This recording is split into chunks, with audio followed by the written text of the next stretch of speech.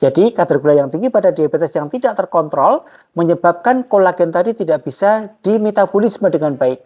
Dia bisa nekuk tapi nggak bisa balik gitu. Jadi begini mau dibalikkan harus diklek gitu, harus diklek gitu. Kalau sudah terjadi seperti ini, maka harus dioperasi karena tidak bisa lagi ditegakkan lagi gitu kan.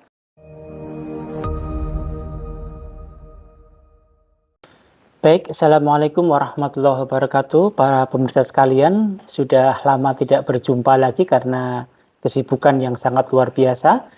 Maka sambil membuat materi, kita menjawab beberapa pertanyaan dari pemirsa. Ada pertanyaan yang cukup bagus ini. Dokter, saya mau bertanya, ibu saya usia 60 tahun, sudah menderita diabetes mellitus, ya, sakit gula, kurang lebih 10 tahun. Tiba-tiba ini jari-jari tangannya terasa kaku dan nyeri pada jari tangan kanan maupun kiri. Apakah ini termasuk autoimun atau bukan, dok?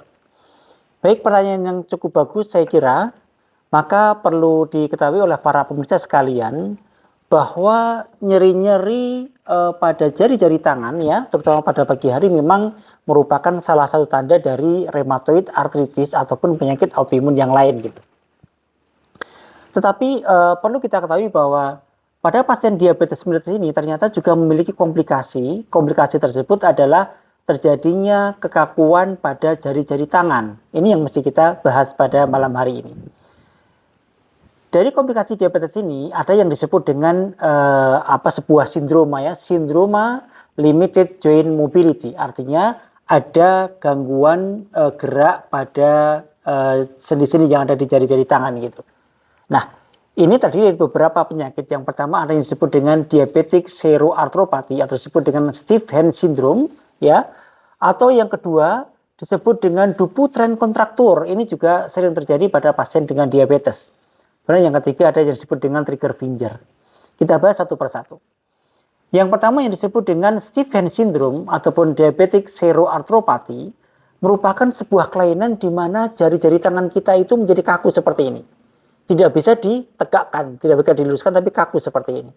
Kenapa terjadi seperti itu? Karena terjadi timbunan kolagen pada daerah periartikuler, daerah sekitar sendi, terutama pada jari-jari tangan kita. Kenapa bisa menumpuk? Karena kolagen tadi ternyata tidak bisa didegradasi, tidak bisa dimetabolisme, tidak bisa dibakar karena masalah kadar gula yang tinggi pada diabetes ini. Jadi kadar gula yang tinggi pada diabetes yang tidak terkontrol menyebabkan kolagen tadi tidak bisa dimetabolisme dengan baik.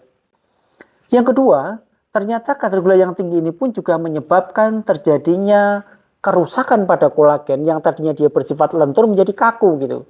Sehingga sudah kaku, tidak bisa didegradasi, maka dia akan nempel pada semua jaringan periartikuler. Sehingga karena sudah kaku, tidak lentur, maka terjadi kekakuan seperti ini akhirnya, jari-jari tangan kita ini. Disebut dengan stiff hand syndrome atau diabetic seroarthropathy. Ini bisa terjadi pada pasien dengan diabetes yang cukup lama dan kemudian tidak terkontrol dengan baik, ya, gulanya masih tetap tinggi terus gitu.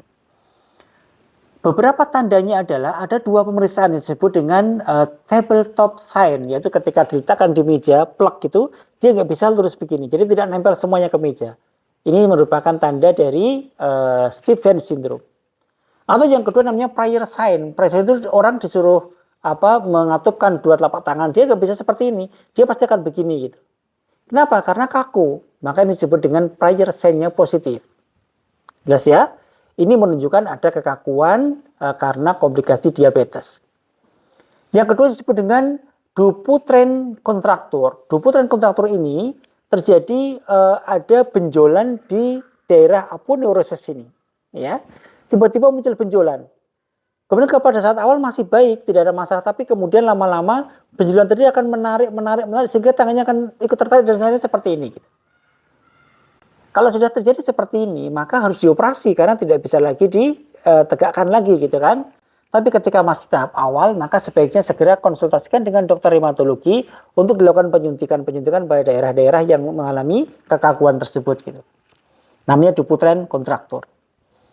Atau yang ketiga, namanya trigger finger. Mungkin para pemirsa sudah sering tahu trigger finger itu adalah kelainan di mana dia bisa nekuk tapi nggak bisa balik gitu. Jadi begini mau dibalikkan harus diklek gitu, dia harus diklek gitu, sakit sekali. Ini sering terjadi nih, ya. Bisa karena overuse, penggunaan yang berlebihan karena mungkin ngetik terlalu sering atau main HP sehingga yang sini menjadi bermasalah gitu ya, sehingga bisa gini nggak bisa balik lagi gitu ya. Atau karena penyebab yang lain, tetapi paling sering terjadi karena diabetes mellitus, karena kadar gula yang tinggi. Disebut dengan trigger finger atau tenosynovitis. Maka ini adalah kelainan-kelainan akibat komplikasi diabetes, bukan penyakit autoimun gitu.